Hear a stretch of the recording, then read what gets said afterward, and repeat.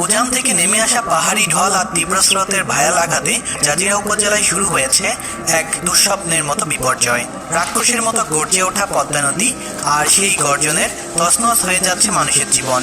পদ্মার তাণ্ডবে চোখের সামনে তলিয়ে যাচ্ছে ঘরবাড়ি, স্কুল, রাস্তা, বাজার সবকিছুই। মাত্র কয়েক সেকেন্ডে পদ্মা সেতুর পাশের ডান তীরবর্তী বিশাল রক্ষাবাদে প্রায় 260 কিলোমিটার অংশ ভেঙে ধসে পড়েছে নদীর গর্ভে।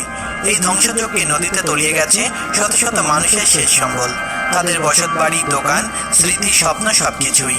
যেন এক মুহূর্তেই সব হারিয়ে নিঃস্ব হয়ে যাচ্ছে অসংখ্য পরিবার। এটা কি কেবল শুরু, নাকি সামনে অপেক্ষা করছে আরো কোনো বড় বিপর্যয়?